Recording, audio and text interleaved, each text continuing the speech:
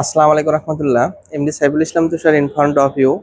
Greetings to all on behalf of Snigdha Study Point. Well, আজ আমি যে প্রশ্নটা আলোচনা করতে যাচ্ছি এটা তোমাদের নবম দশম শ্রেণীর ত্রিকোণমিতিক যে অধ্যায়টা আছে সেই 9.2 অনুশীলনীর 10 নম্বর প্রশ্নটা।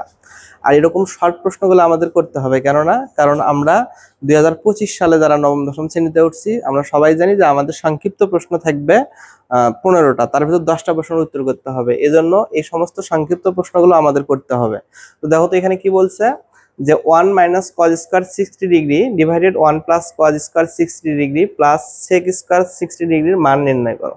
তাহলে আমাদের এটা প্রদত্ত রাশি, আমরা এটা বলতে পারি, কিন্তু এরকম অঙ্কগুলো করতে গেলে তোমার কিন্তু এই কস 60 ডিগ্রির মান কত, সেক 60 ডিগ্রির মান কত, এই মানগুলো তোমাকে জানতে হবে। যদি তুমি এই মানগুলো না জানো তাহলে তোমার পক্ষে এরকম প্রশ্নের সমাধান করা সম্ভব নয়।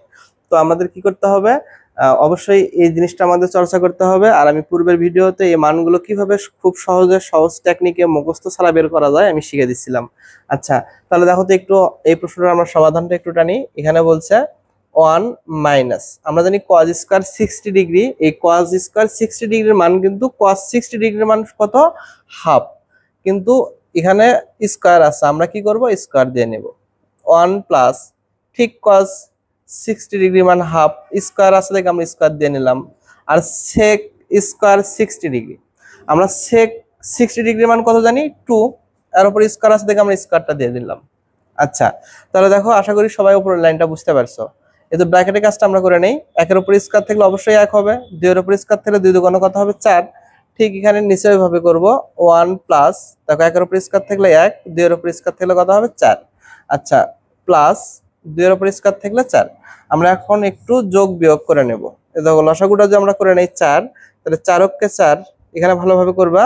এই তো 1, কেন 4 4 এর ভিতরে গেল, উপরে 1 থাকে, ঠিক নিচে এইভাবে দেখো তো 4 লসাগু, 4 দেখো গুণ করো, 4 কে 4 প্লাস 4 4 এর ভিতরে যায়, উপরে কি থাকে 1।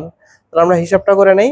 এখানে 4 এর থেকে 1 গেলে কত থাকবে, দেখো 4 এর থেকে 1 গেলে 3, আর নিচে 4 আছে 4 লিখলাম।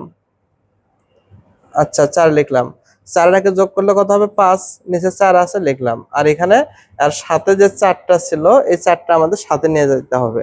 তাহলে একটা জিনিস লক্ষ্য করি, এই তো এটাকে আমরা এবার ভাগটা উল্টে দিয়ে গুণ করে নেব। তাহলে 3 ভাগ 4, আমরা জানি ভাগ যখন গুণ হয়ে যায় তখন নিচের এই 4টা যেটা আছে এই নিচের 4টা উপরে যাবে, ভাগটা গুণ হয়ে গেলে।